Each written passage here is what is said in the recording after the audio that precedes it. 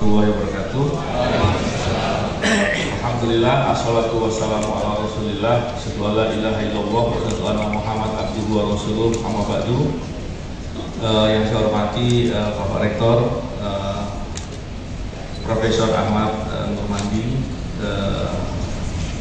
Pak Guru Muqaddas sebagai pimpinan Muhammadiyah, para sivitas akademi di Universitas Muhammadiyah Jogja, Bapak Ibu sekalian, para hadirin, termasuk para pimpinan daerah, para guru besar, dan semuanya, termasuk istri saya, Rina juga.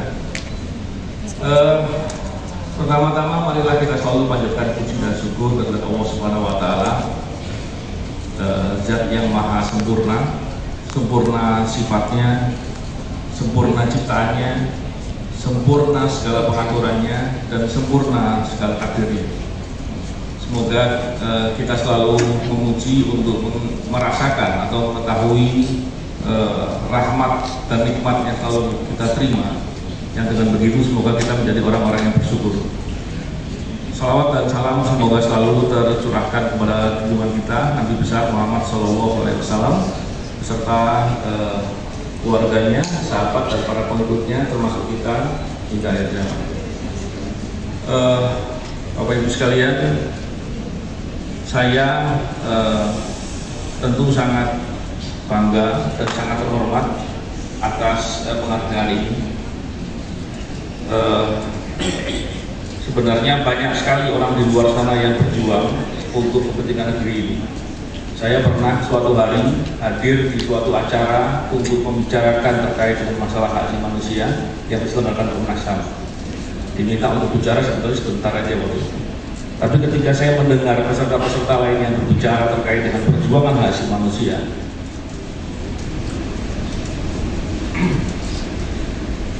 akhirnya saya lupa bahwa saya pernah menjadi korban. Kenapa begitu? Karena betapa banyak orang yang berjuang dan berkorban untuk negeri ini, mereka bisa jadi ada di daerah-daerah yang kurang publikasi, kurang dikenal, dan kemudian menjadi mendapatkan banyak kesulitan. Tapi tentunya penghargaan yang diberikan oleh Universitas Muhammadiyah Jogja ini sebagai wujud perhatian, wujud dukungan. Bapak Ibu sekalian, tentunya suatu kebanggaan bagi saya karena ketika menerima penghargaan dari Universitas Muhammadiyah Yogyakarta, paling nggak ada 3 hal yang kita bisa lihat di sini. Pertama, tentunya berbicara universitas atau kampus. Tentu kita sedang berbicara terkait dengan upaya untuk membangun karakter, mencerdaskan, mendidik, dan banyak hal lain lagi. Tentu itu suatu hal yang luar biasa. Dan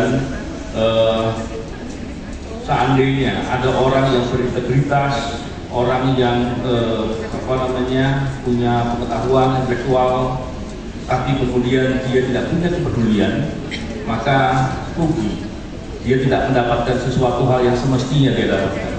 Tadi kita semua mendengar dari tadi terlewat Dirut BPJS Profesor Ahli Gufron. Tadi kita mendengar beliau menyampaikan banyak pemaparan dan luar biasa sekali. Saya tentunya teringat dengan satu poin penting, kepedulian. Ketika kita bicara kepedulian, tentu banyak hal yang bisa kita lakukan. Tadi disampaikan betapa luar biasanya, dan kita punya banyak PR soal kepedulian. Kepedulian tentunya bicara terkait dengan masalah kita bisa memotret permasalahan-permasalahan atau segala peluang opportunity yang ada, yang dengan begitu kita bisa mengetahui permasalahan. Tadi saya terkejut dan saya sadar memang seringkali kita melihat banyak orang yang punya pengetahuan tapi dia tidak mampu memotret permasalahan, sehingga ilmunya tidak bisa diimplementasikan dengan baik. Tapi tentunya saya melihat Universitas Muhammadiyah sebagai Yogyakarta sebagai kemajuan yang luar biasa. Yang kedua tentunya ketika kita bicara terkait dengan Muhammadiyah sebagai salah satu ormas Islam terbesar yang punya nilai-nilai kemandirian dan perjuangan luar biasa, dan tentunya Yogyakarta sebagai kota perjuangan dan pendidikan. Bapak Ibu sekalian, saya ingin menyampaikan beberapa hal mungkin sebagai pandangan saya terkait dengan masalah korupsi yang ada di Indonesia. Kita tidak sedang bicara di ruang hampa bahwa ada praktek korupsi dan ya sudah. Tapi kita lihat betapa dampak dari praktek korupsi yang ada itu sangat mengganggu, merusak peradaban, mengganggu atau menghadang tercapainya tujuan negara. Dan tentu tidak mungkin suatu pemerintahan bisa berjalan dengan baik ketika praktek korupsinya masih. Dan hari ini kita bisa katakan praktek itu nyata dan banyak sekali. Kita lihat praktek korupsi terkait dengan APBN tentu membuat visi atau misi dari pemerintah nggak bisa berjalan dengan baik. Kita lihat praktek korupsi di sektor sumber daya alam atau eksploitasi sumber daya alam itu telah merusak lingkungan dan mengganggu kehidupan. Sektor penegakan hukum yang praktek korupsinya banyak, bahkan bisa dibilang dari A sampai Z masih banyak dan masih menjadi persoalan bagi kita seperti negeri ini. Tentu kita melihat banyak ketidakadilan, banyak pelanggaran hak asasi manusia, dan itu tentu semua sangat menyedihkan. Dan pelayanan umum membuat akses untuk mendapatkan kemudahan bagi masyarakat itu menjadi terkendala. Tadi saya mengulik sedikit terkait dengan kepedulian. Tentu kita melihat segala persoalan ini tidak dengan pesimis, tidak membicarakan atau meratap atau melihat sesuatu yang buruk, tapi kita melihat semua hal yang ada itu sebagai sesuatu yang tidak kebetulan. Tadi saya sampaikan terkait dengan Allah tidak mungkin mentakdirkan sesuatu yang salah, tapi yang ada adalah semua yang ada itu menjadi peluang untuk kita semua untuk mau apa tidak peduli, mau apa tidak untuk berbuat sesuatu. Berbuatnya tentunya di bidangnya masing-masing, karena kita punya banyak peluang dan punya banyak sektor yang bisa kita lakukan. Tentu kepedulian ini terkait dengan apakah kita merasa memiliki negeri. Kalau kita tidak merasa memiliki negeri ini, bisa jadi kita akan nggak peduli. Tapi ingat, yang tidak peduli pasti rugi sendiri. Dia tidak akan mendapatkan apa-apa karena tidak peduli. Oleh karena itu, saya di banyak kesempatan saya selalu menyampaikan bahwa kepedulian itu bicara kepentingan pribadi. Ketika kita mau peduli, maka tadi saya sampaikan, semoga kita mampu untuk memotret permasalahan dan membuat kita menjadi mampu menggunakan ilmu kita atau pengetahuan kita untuk problem solving. Dengan begitu kita bisa lebih produktif, lebih lebih punya pemikiran dan kreatif dan banyak lagi yang kita lakukan dengan hal tersebut. Bapak Ibu sekalian, seringkali orang peduli itu masalahnya adalah peduli biasanya atau hampir pasti itu mendatangkan suatu kesulitan, mendapatkan kesusahan. Orang nggak mau repot, belum lagi bicara resiko. Orang bicara resiko, maka kemudian pilihannya udah deh, saya mikir diri sendiri saja. Ini kerugian yang begitu besar. Ada 3 hal yang ingin saya sampaikan, semoga saya bisa menyampaikan dengan sesingkat-singkatnya. Bahwa yang pertama, tentunya kita sebagai seorang muslim, kita sadar bahwa yang pertama, ketika kita berbuat kebaikan, pada dasarnya kita berbuat kebaikan untuk diri kita sendiri. Kalau kemudian kita berbuat kebaikan dan tidak mau, maka kita akan rugi. Dan yang kedua, tentunya kita tahu bahwa Allah sebagaimana persangkaan hamba-Nya. Kalau kita terus berpikir yang negatif, berpikir yang meratap, berpikir susah, berpikir sulit, maka yang terjadi ratapan, kesulitan, masalah dan seterusnya.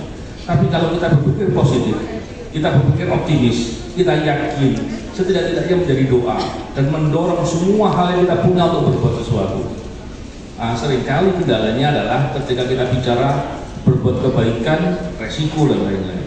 Saya teringat dengan nasihat Rasulullah SAW kepada Abdullah bin Abbas. Ini seorang anak kecil yang waktu itu sedang dinasihati. Nasihatnya ada beberapa poin, cuma ada poin utama yang saya ingin stressing di situ. Yang pertama, nasihatnya tentunya disampaikan bahwa dalam terjemahan kurang lebih bahwa jagalah Allah, Allah akan menjagamu. Jagalah Allah, Allah akan ada di hadapanmu. Seandainya kamu perlu sesuatu, maka minta sama Allah. Seandainya kamu perlu pertolongan, minta tolong sama Allah. Seandainya semua manusia bersatu padu ingin memberikan manfaat untukmu, niscaya mereka tidak mampu memberikan manfaat. Seandainya semua manusia bersatu padu, semua pembesar, semua orang-orang yang punya kekuasaan bersatu padu ingin mencelakaimu, memberikan madarat untukmu, niscaya mereka juga tidak mampu, kecuali hanya yang telah kau tetapkan saja. Pena telah diangkat, lembaran-lembaran telah kering. Bayangkan, pemahaman ini mestinya membuat kita tidak boleh takut untuk berbuat kebaikan. Yang kedua, membuat kita sebagai seseorang yang berakal mestinya membuat tidak bersandar atau bergantung kepada orang lain. Dengan begitu semoga kita mau untuk menjadi orang yang peduli, dan banyak persoalan-persoalan diantaranya tadi yang disampaikan oleh Prof. Ali Gufron luar biasa sekali, dan banyak sektor-sektor lain yang bisa kita lakukan. Kembali lagi, semoga dengan kepedulian kita kepada orang lain, kepada orang banyak, kepada kemaslahatan, membuat kita menjadi hebat, membuat kita menjadi lebih kuat, dan kita bisa bermanfaat untuk kepentingan orang banyak. Saya kira itu. Terima kasih banyak. Mohon maaf apabila ada penyampaian yang kurang berkenan. Wabillahi taufiq wal hidayah. Assalamualaikum warahmatullahi wabarakatuh.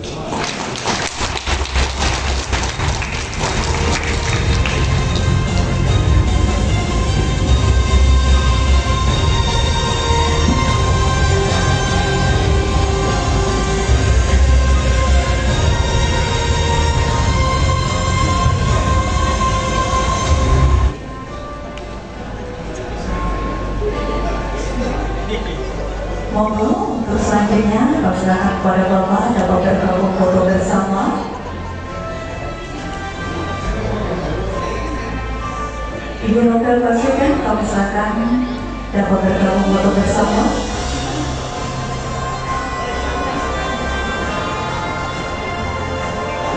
Baik, sekali lagi Bapak Ibu. Baik, kami ucapkan terima kasih dan kami silakan dapat kembali ke tempat.